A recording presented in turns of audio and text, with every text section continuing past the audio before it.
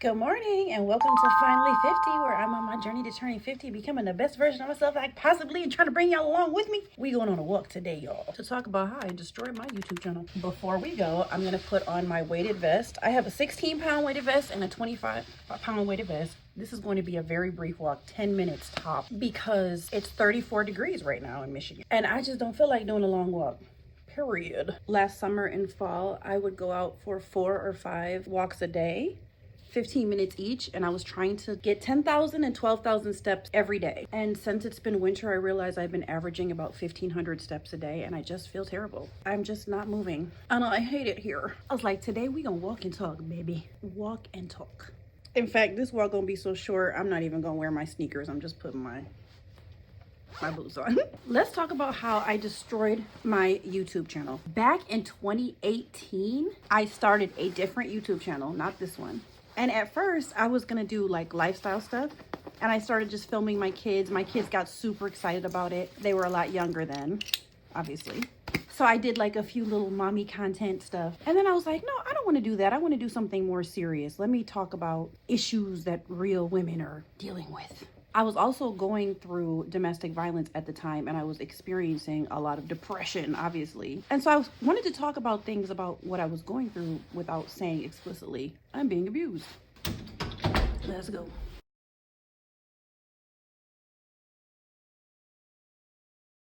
It does actually feel good out here, y'all. It feels nice. Maybe because I got a million layers on. I don't know.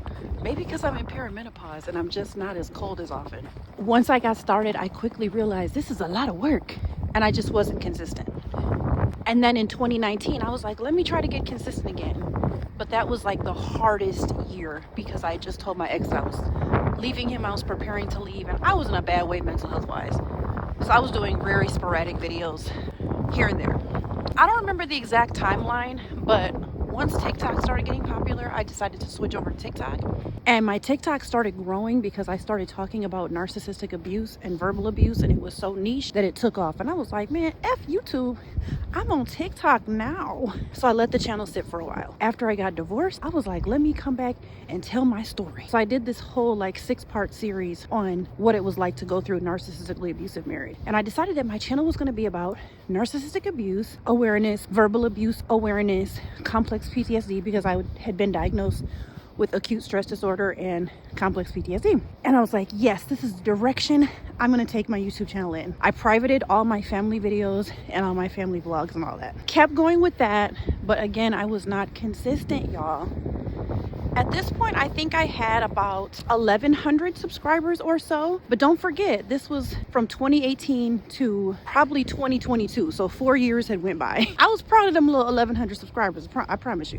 What you're hearing so far is I was completely inconsistent. I was niche hopping like a mug, doing everything. So then I saw some of my friends who had been growing on TikTok like me transition their content over to YouTube. So I was like, oh, I can do that. Then I don't have to recreate things. So I started transitioning everything over to YouTube. All of my content on TikTok into YouTube Shorts, which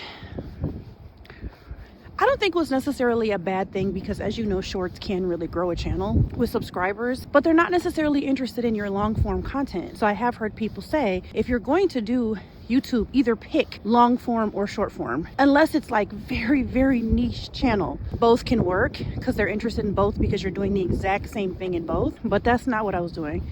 I had a whole series on that channel about inner child healing work. And then I would have a short about trauma bonding, for example. It was all in the healing genre, which maybe would have worked if I was at all consistent, but I wasn't. And then something happened. I posted one of my TikToks onto YouTube and it started going viral. And it was not something that was really anything like what I had been doing. It got 1 million views, 1 million. And it brought in every week for 9 weeks straight 1,000 subscribers. Every week for 9 weeks straight I was getting 1,000 subscribers. It was so exciting. But as you can surmise, it was a short that had nothing to do with my other content. By that time, I was trying to do more like, I'm healing now. Let's talk about healing. Let's talk about self-love. Let's talk about all these things that have to do with getting past being a victim of domestic violence. What is our next step? By that time, I had also stopped doing coaching for women who had been narcissistically abused or verbally abused because it was triggering me. And then at some point in there, I don't remember the time frame, y'all, but I was like, I cannot do a TikTok about narcissistic abuse anymore. I just can't talk about it anymore. I don't want to talk about it anymore. This is not like my life's work. I knew that I needed to take everything in a different direction. So here I am, not stuck, but just for lack of a better word, stuck with a channel that has a whole series about narcissistic abuse, a whole series about doing emergency EMDR therapy, a whole series about inner child healing work, a whole series about verbal abuse, viral video that has nothing to do with anything, and well, I won't say no, but very few engaged followers, because I started this in 2018. Now we're up to 2023 or so. And I was getting maybe on average 80 to 100 views for my long form content. It was just really discouraging. This weighted vest got me out of breath, y'all. I don't know the exact dates, but YouTube announced that they would allow you to have a podcast tab on your channel and that you could create a podcast that would then get pushed out. So I was like, I'm gonna do that. Maybe that's why I need to revive my channel. So in spring of 2023, I started a video podcast on that same channel.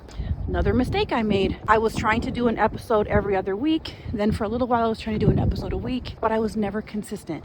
I kept losing momentum. I'd have one video that would get like maybe 5,000 views and I'd be super excited. And then the next one would only get 300 and then I would get discouraged. When I tell you I'm on my way back, child, I'm tired. I've been on here for 15 minutes.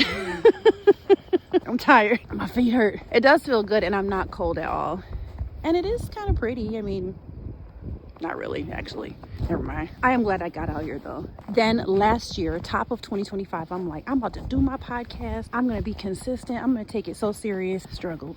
By halfway through the year, I thought that if I worked really hard on my podcast, that I'd be monetized on YouTube. This whole time, mind you, this whole time I'm never monetized. And it was just getting so discouraging. My watch hours had never gotten over like 2,700. So I was never even available to get the first tier of monetization because I would have enough watch hours or I'd be close and then be inconsistent for a while. So last year in June 2025, I was so discouraged that I was like, F this, I can't do this no more. I can't do it. Even when I put in effort, nothing happens. Just like all in my head, super all in my head. So I stopped. Then I would lose all of the momentum that I had. Then I started back up again in the fall of 2025. Got a few episodes, but what happened was I made a TikTok that I actually put on long form because it was about 6 or 7 minutes. And that one blew the F up over the course of 3 weeks. Well, actually, I should say blew up for me. It was right now it's sitting at 41,000 views, which isn't like viral by any stretch. But because it was a long form content piece, it did shoot me past my watch hours. And I finally got monetized last year on December 2nd or something on that channel.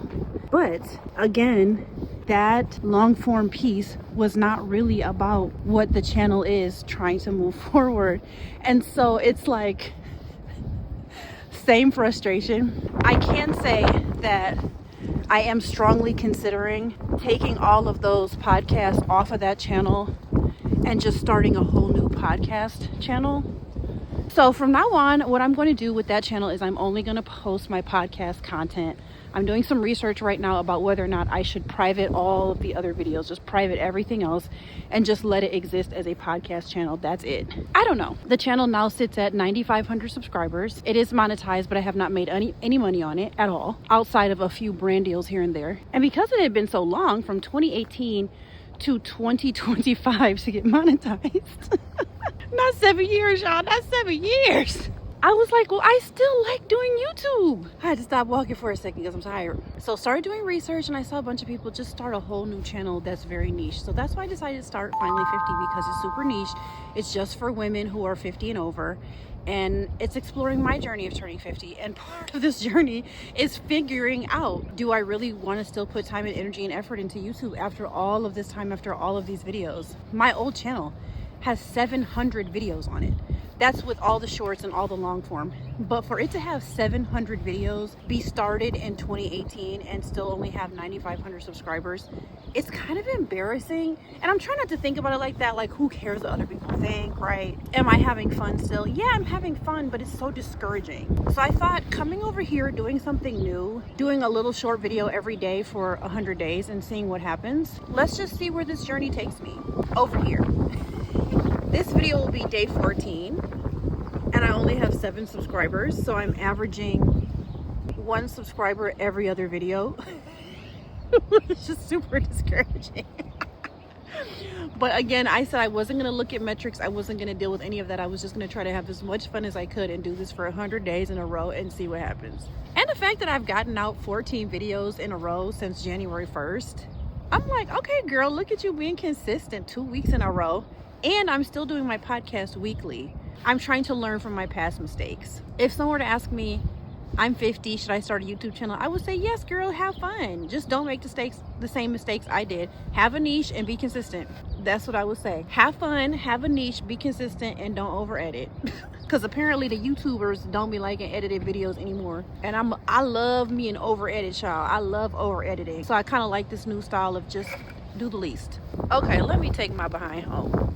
So yeah, that's how I ruined my other YouTube channel. And I promise you, y'all, I am not going to ruin this one. I will not. I will not. Thanks for coming on this journey with me. Bye.